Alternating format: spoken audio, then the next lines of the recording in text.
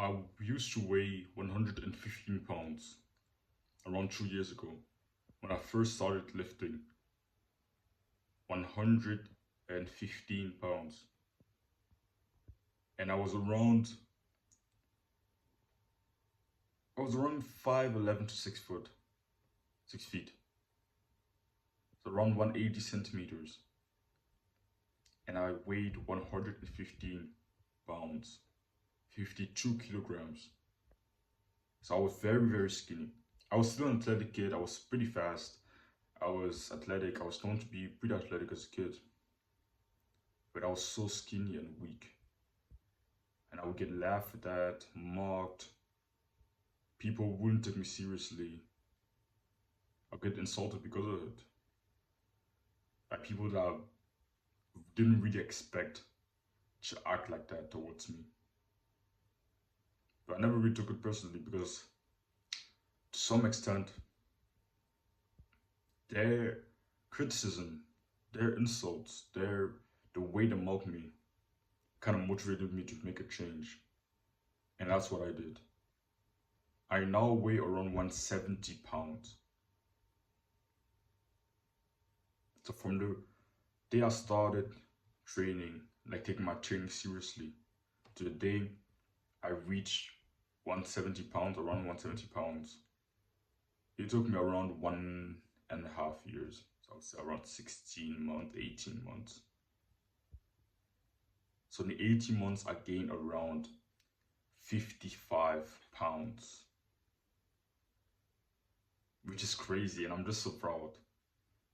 I'm sure my younger self just looks back. I just look back at that skinny kid.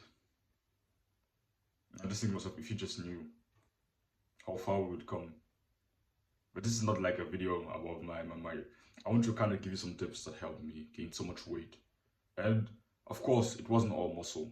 55 pounds all muscle, no. It wasn't all muscle. There was probably a little bit of fat. There was probably some water weight.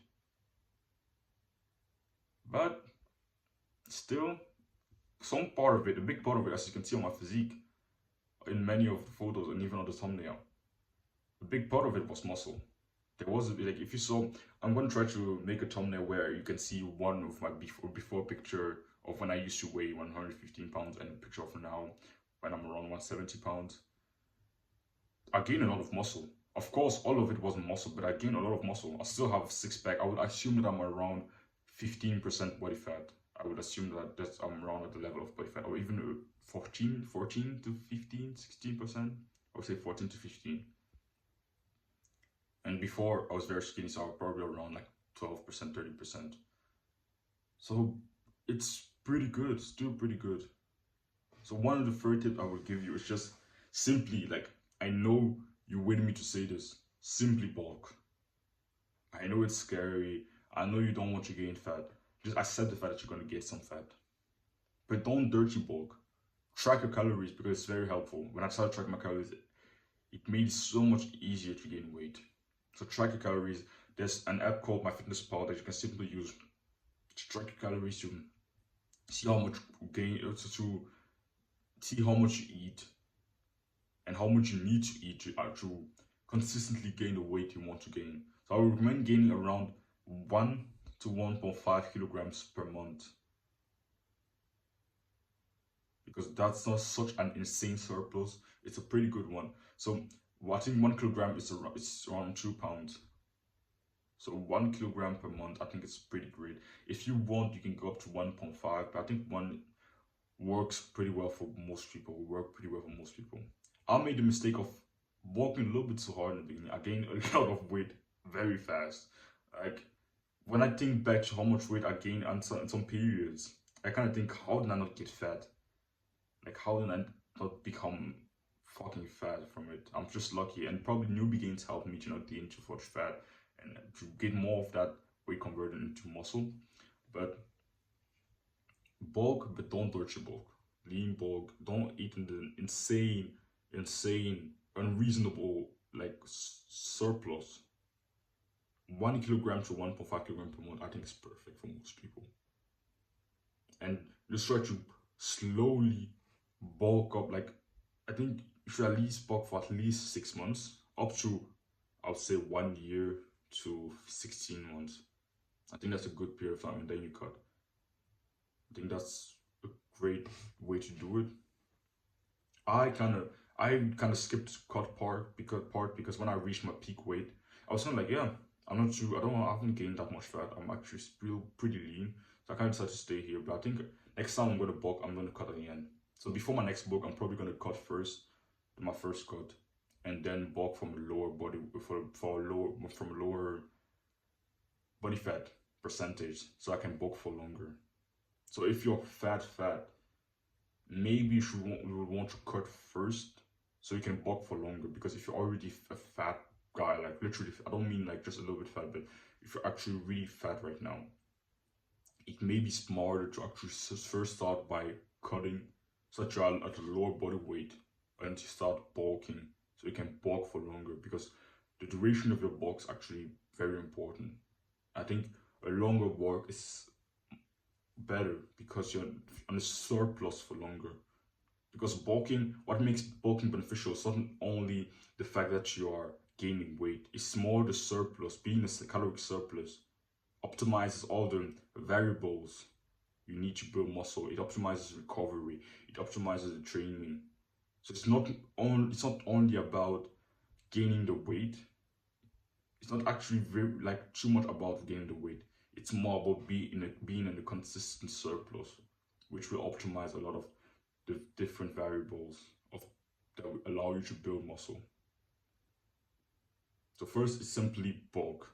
Second one, and something that I've realized just a little bit too late, around the end of my bulk, increase your training intensity. Train with serious intensity and understand that progressively overloading, it should be intentional. You're not gonna instantly feel stronger on a certain workout, be like, oh yeah, now I'm gonna try to do more because I feel stronger. Don't go into a workout and just go into the flow and be like, yeah, I'm gonna try this set and kind of see how strong I am. No, go into each set with a goal rep in mind and be like, yeah, I'm not gonna drop the weight until I do this certain amount of reps. Simple as that. Don't go into a set and don't ever go into a set being like, yeah, I'm gonna kind of see how it goes. I'm gonna try to do 10, but yeah, if I can do 10, it's not too bad. Go into each set with the rep goal in mind that's just ingrained there and be like, yeah, I'm not gonna let this weight go until I actually do it. And actually in the set, give it everything you have. So that rep goal should be one more rep in comparison to last session. So last session, you should try to do one more rep in each set. So you can simply go research double progression, progressive overload. I think there are many other videos that can explain it better than I can. So just go research that, and every single set you should go in with a rep goal in mind. You should give it everything you have to achieve that rep goal. Don't just go, oh yeah, I'm just gonna go to failure. No. I train to failure on every set, but almost every set, but I still have a rep goal in mind. I don't just go, oh, I'm gonna train to failure. Because very often when you have this mindset, oh, I'm just gonna go to failure, you're actually not gonna really go to failure. You're actually gonna push it out. But when you have a goal rep in mind and you know, okay, that's gonna be challenging, and you haven't done it before, it's actually just one more rep in comparison to last session, so you haven't done it before, you know, oh, it's gonna be hard. You're gonna, and you really ingrain it, you're gonna really be like, yeah, I'm gonna push it. I'm gonna give it everything I have to achieve this rep goal. When you do that, you're way more likely to actually go to failure than if you just say, oh, I'm just gonna go to failure. Because very often you're gonna chicken out in the middle. And it's gonna be, oh yeah, oh, I failed this rep. Even though if you really wanted to push, you actually would have been able to get the weight up.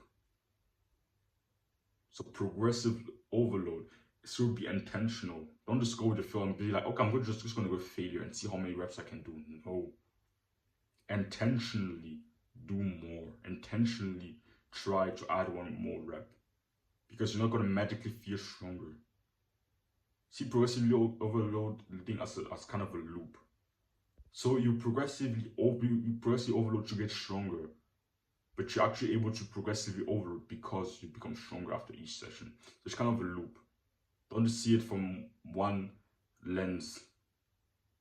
Know that, yeah, I need to be intentional with progressive overload. Don't just be like, oh yeah, I'm just going to be magically able to do more without even trying to do more. Don't just be like, oh yeah, I'm just going to go to failure. Actually try to do one more and have that intention in mind before every set. I haven't scripted this video, so I'm gonna think if I don't think of try to think about something as a game. Learn consistently. So fitness, of course, that you shouldn't. At some point, fitness is something that at some point you actually just know enough. It actually, with some amount of basic knowledge, you can actually make some great progress. So in the beginning of your journey, I would really recommend you just spend a lot of time learning about it, being kind of obsessed with it, reading some books about it, and kind of seeing more of the science of, about lifting weight and becoming stronger, researching, trying to gain more knowledge about it. If you're really passionate about it, it's gonna be very fun. So for me, I remember the first month of my journey, first few months, bro, when I was watching some great videos about it, I was so excited. I was so freaking excited. So just spend a lot of time learning in the beginning because you don't know enough. You don't know enough yet. So learn, and learn. So yeah, those are the three basic things, the three main things that really helped me to gain a lot of muscle, to gain those 55 pounds in 1.5 years. So yeah, don't run from discomfort. Chase it.